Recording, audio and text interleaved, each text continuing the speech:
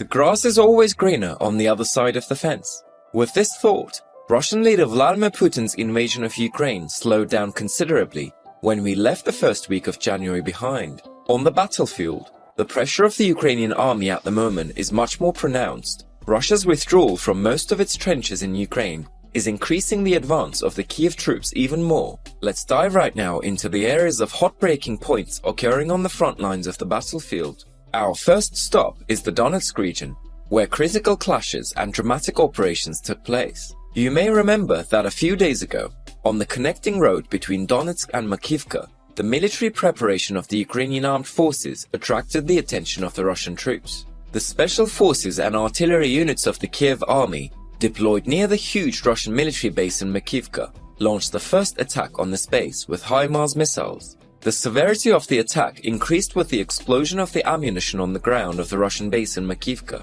which was heavily damaged in a short time. According to the latest reports of the Ukrainian General Staff, 400 Russian soldiers were eliminated by this attack. Many soldiers were also injured. This heavy blow wiped out the invading Russian army's influence in Donetsk almost in one fell swoop. Another front line after Makiivka is Lyman. In this region, there are mainly counterattacks by Ukrainian forces.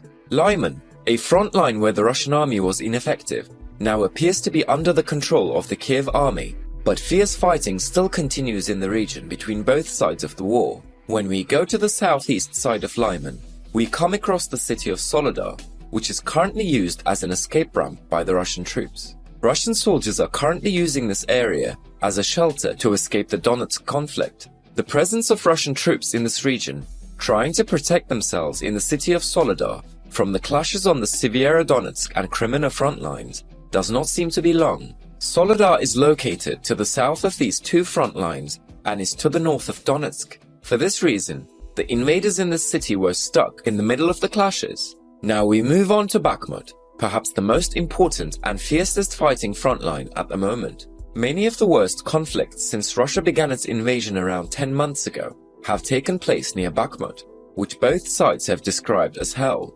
Despite the fact that Russia seized insufficient territory in months of futile waves of attacks on Bakhmut, the Ukrainian side states that these efforts by the Moscow army are unnecessary and cause serious losses for the Russians.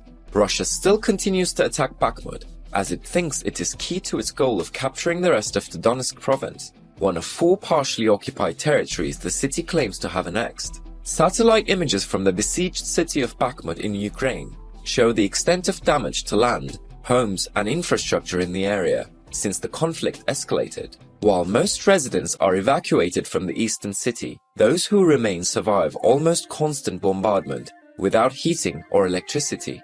Aerial footage released from Bakhmut this week shows how the city has changed since August due to the fighting. Satellite images fully reveal the traces of battles there, as parts of Bakhmut are covered with barren land and sections of residential apartment blocks flattened into concrete piles.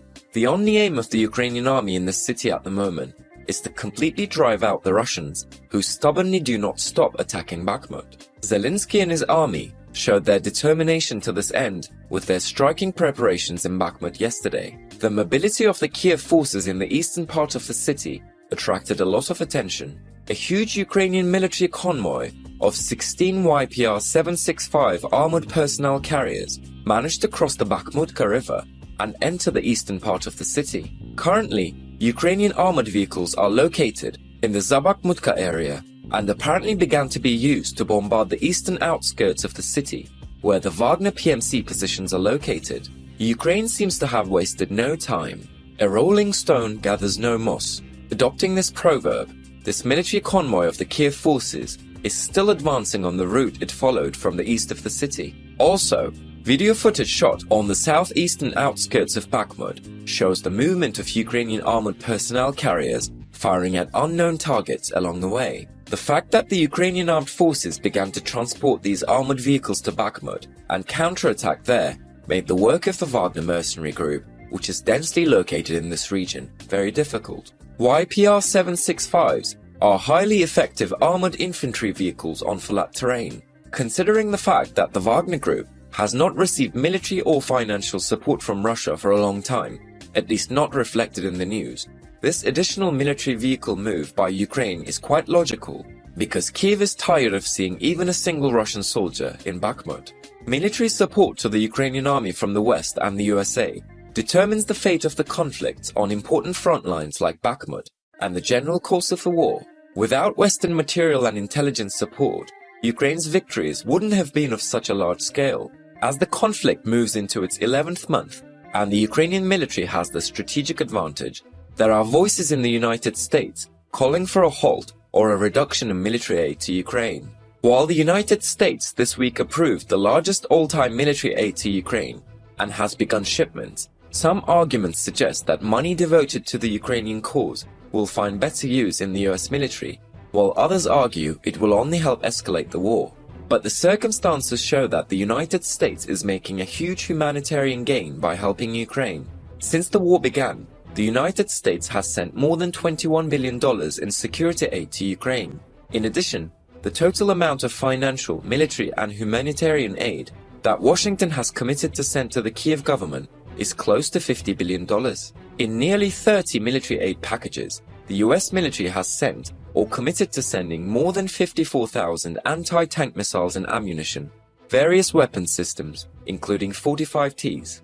Some of the military resources allocated by the US to the Ukrainian army are as follows: 72B tanks, 20 Mi-17 helicopters, 38 M142 high-motion artillery rocket systems, 178 155mm and 105mm howitzers with close to 1.2 million rounds, more than 2,200 tactical vehicle and other weapons systems, as well as armored personnel carriers. Almost every country in the world sends second-tier weapon systems to the Ukrainian army, unused or going to the international arms market. But even these were enough for the Ukrainian army to stop the larger and technologically more superior Russian forces. Of course, the material factor alone did not stop the Russian army. The fierce determination, moral courage, and valor of Ukrainian soldiers and civilians played a key role in the country's success against the superior and greater military power. The United States has been Ukraine's sole and most important supporter in this fight against the Russian invaders. Of course, other countries, notably Poland, Estonia, the Czech Republic, and the United Kingdom, provided great assistance, but without Washington's support, Kyiv would not have been able to turn the tide of the war and liberate so many territories. US military support to Ukraine makes financial sense. The Washington administration sent weapons systems to Ukraine that destroyed about 50% of the pre-war Russian army in exchange for about 5% of its annual defense budget. In addition, according to independent war monitors and data sources, Ukrainian forces captured more than 8,500 weapon systems from the Russian army, including 1,600 tanks, 750 armored combat vehicles, 1,800 infantry fighting vehicles, and 600 artillery pieces, among other weapons systems. On the other hand, the Ukrainian General Staff reports that it destroyed at least 2 times the numbers we mentioned about Russian casualties. Just before Christmas, President Joe Biden enacted the fiscal 2023 National Defense Authorization Act, which allocated $816.7 billion to the Pentagon. So as a result, by supporting Ukraine, the United States was able to indirectly halve the combat capability of Russian forces by just a quarter.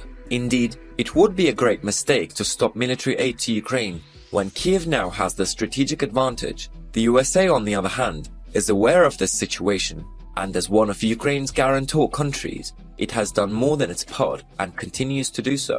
Thank you, USA, for your support to Ukraine. Thank you for watching us.